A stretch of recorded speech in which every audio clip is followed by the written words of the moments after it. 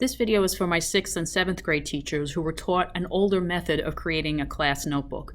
Now, if you want open notebooks from the past couple of years so that you can look back at some of the content that you had, you're going to have to do a little bit of clicking around the screen to navigate to where those notebooks were stored.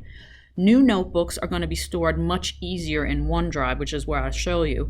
And everybody this year is going to create class notebooks using this new tile. However, to get to your old notebooks from either last year or the previous year, the first thing you're going to do after you log in is click on OneDrive, and this will start to look familiar to some of you. And when you're in OneDrive, if you recall, what we had to do was click on this cogwheel, and we had to go to Site Contents, which is no longer listed because they've changed this screen a little bit. So you're going to click inside this box and actually type Site Contents so that you can find it, and you're going to click on Site Contents. Once you get to Site Contents, you're going to see this screen here, and you're going to come over to the left to where it says Class Notebooks. Once you get to Class Notebooks, you will see a folder with your account information on it.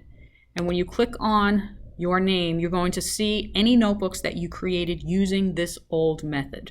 And if you need to access it and you want to launch it, just click on the name of the notebook, and it will open up in the online version first. And then once it's opened up in the online version, you will see a button once it loads that says Edit in OneNote, and then you should be able to launch it into the full desktop version. Why do some teachers want to do this? Because they have built their content library full of content, and instead of doing twice as much work, they can just copy things over from one content library from an old notebook to their new notebook.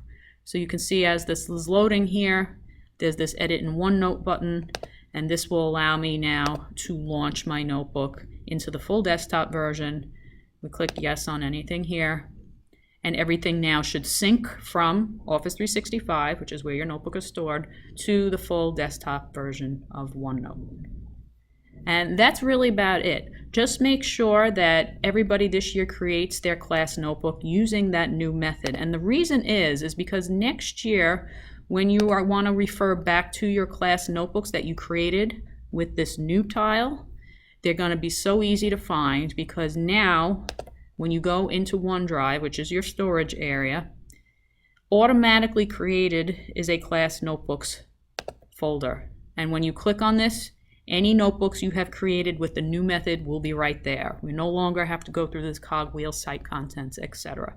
Okay, so review this video again if you need to go back to access any other older notebooks that you created using the old method, and you should be good to go.